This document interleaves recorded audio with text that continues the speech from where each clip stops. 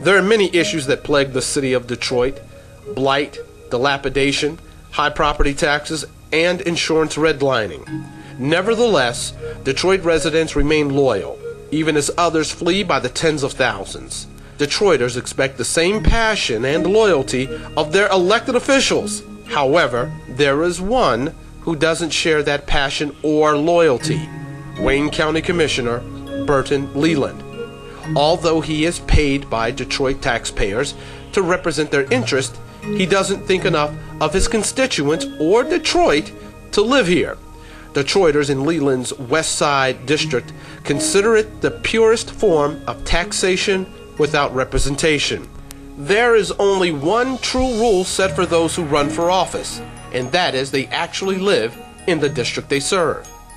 According to Michigan constitutional law, a candidate for the office of county commissioner shall be a resident and registered voter of the district that he or she seeks to represent, and shall remain a resident and registered voter to hold his or her office if elected. This law was intended to ensure that elected leaders experience the same livability issues as those they represent, therefore providing a foundation for addressing those issues. This holds true for the mayor, the Detroit City Council, and the Wayne County Commission. But for Leland, his daily experiences are vastly different from those he represents. This is Burton Leland's West Side District. Here, unemployment is twice the state average. Police aren't guaranteed to show up unless the issue is life-threatening, and taxes and insurance are always a concern. I'm one of the people losing my home, okay? Taxes are killing me, insurance is killing me, insurance on my car doubled from the time I moved from out in the suburbs. Most Detroiters are familiar with those issues because they share the same experiences, but not Burton Leland. He lives more than 90 miles away in this East Lansing neighborhood. Here, education is almost the highest in the state, as is the rate of employment. You won't find a burned out or dilapidated home in this neighborhood where the police are likely to respond to a cat caught in a tree. When you represent people that you don't live among, you truly don't have the feel of what they go through every day. So we need to address our votes to people that know what the issues are every day that you live. And he doesn't know what the issues that we live every day because he's not here. For nearly 30 years, the former state representative and senator has told Detroiters that he raised his family and lives in this two-bedroom, 750-square-foot townhouse at 17224 Bentler in Detroit. However, East Lansing property tax records show that he and his wife have owned and lived in a 2,000-square-foot Tudor at 1703 Colorado Drive, complete with a fireplace and attached garage. These documents show that Detroit taxpayers are footing the phone bill at his Bentler address in Detroit. But county policy only allows for phone bills to be paid at a commissioner's district office. And according to this newsletter published by Leland himself, his district office is at 17405 Lasher Road in the Motor City Blight Buster's office. So why are Detroiters paying Leland's phone bill at his home when he clearly states that his office is elsewhere? That was his district office. That's where I worked out of, 17254 Bentler, and that's how I worked out of. I was there every day. On several occasions within the course of the week, we stationed our cameras outside of Leland's Lansing home. Each day we watched as Commissioner Leland came and went to and from his home on Colorado Drive in Lansing. On this day, he spotted us. There he is carrying out his recycling bins. We don't have those here in Detroit. Then he sees us. Now it is time to go back into hiding. Caught one day after he spotted our camera in Lansing, Leland pulls up to check on his Bentler Street condo. We moved in to ask him a few questions. We asked him why is it that he lives in Lansing and tells his voters that he lives in Detroit. You're at my house now, so that's not entirely correct. You know, I have a house in Lansing. I was a legislator for 25 years. I have a house. I haven't gotten rid of it yet.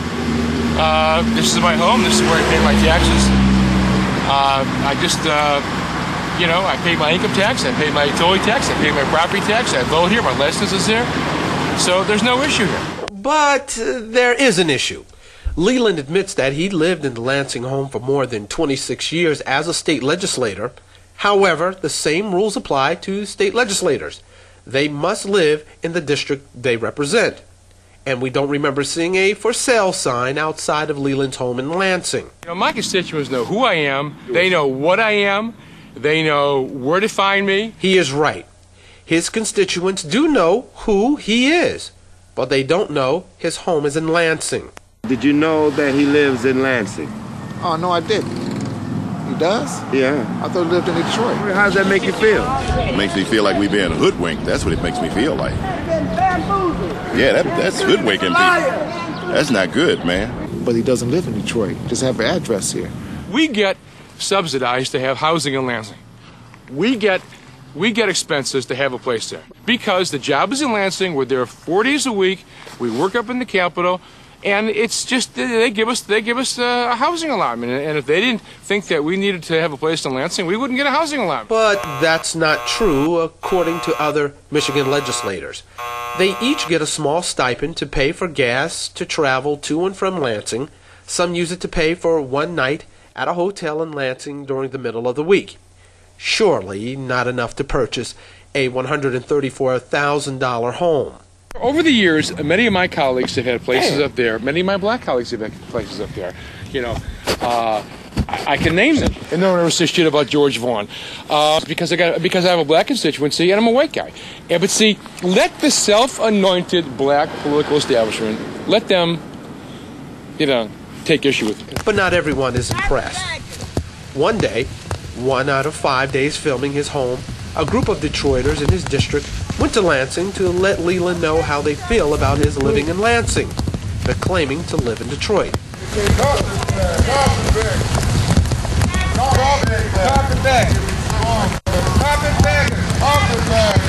But instead of coming out to talk to his constituents, he sends his wife, who is shown here,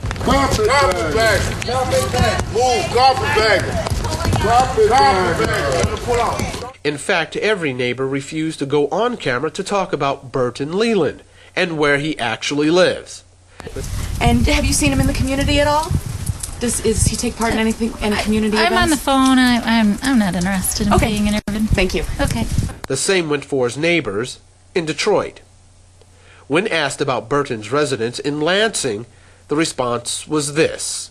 Did you know that he lives in Lansing?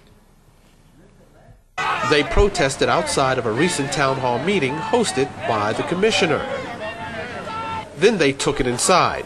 Here is what Leland had to say. If anybody wants to come over to my house after this meeting, or after the mayor's meeting, come on over. I got a condo around the block on Benton Street.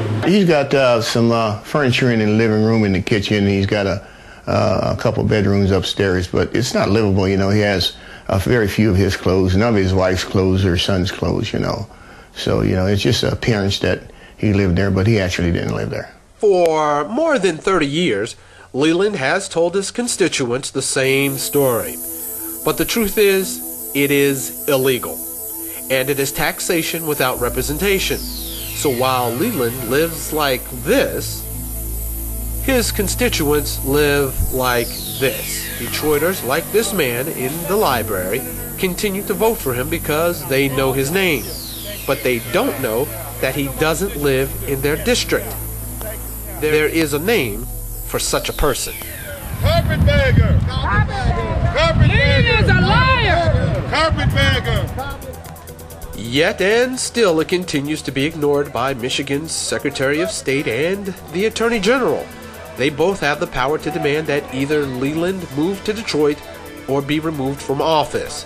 But they too turn the other cheek. I think he cares for nobody but Burton Leland. What has he done for his district as far as, you know, car insurance, and as far as housing is concerned, you know, as far as education from the state. What has he done for his district? But he doesn't need to run in Detroit. I think both he and his son need to go back to Lansing, where they live, or run up there.